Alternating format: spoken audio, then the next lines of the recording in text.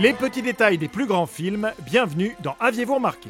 Si les super-héros font aujourd'hui partie de notre quotidien, les petits gars de chez Pixar nous avaient déjà offert un chef-d'œuvre en la matière avec Les Indestructibles, bien avant le raz-de-marée Marvel. Une super famille pour un super film qui, comme tous les Pixar, possède pas mal de petits détails cachés, alors enfilez vos collants et mettez vos masques, c'est parti.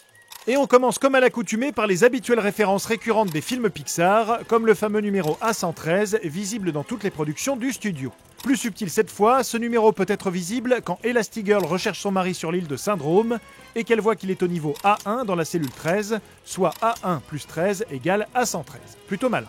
La balle Luxo est bien là elle aussi, mais ne vous abîmez pas trop les yeux à chercher le camion Pizza Planet, qui est normalement dans tous les films du studio lui aussi. Selon l'un des responsables, ils ont simplement oublié de le mettre, ce qui fait des Indestructibles l'exception à la règle. Par contre, Pixar n'oublie pas de s'auto-référencer puisque les plus observateurs auront aperçu le futur Doc Hudson de Cars juste ici lors de la bataille finale. Une auto-référence sur une voiture, voilà qui est plutôt évident. Ce n'est pas tout puisque dans le bureau de Bob, dans cette scène, on aura noté la présence ici en bas à gauche de jouets que l'on voyait déjà dans Toy Story 2.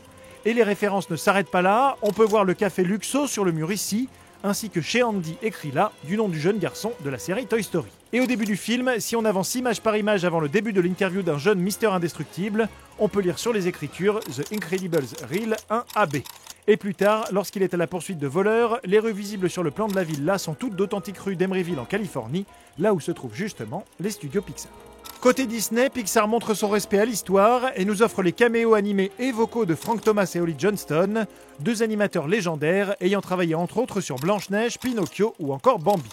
Et puis il vous avait manqué, mais il est bien là, le Mickey caché.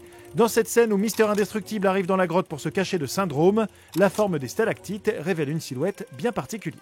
Le réalisateur Brad Bird en profite également pour caser quelques clins d'œil à ses propres films, notamment le magnifique géant de fer, avec le code qu'utilise Elastigirl en avion dans cette scène. India Golf Niner Niner, soit IG99, c'est-à-dire Iron Giant, et l'année de sortie au cinéma, 1999.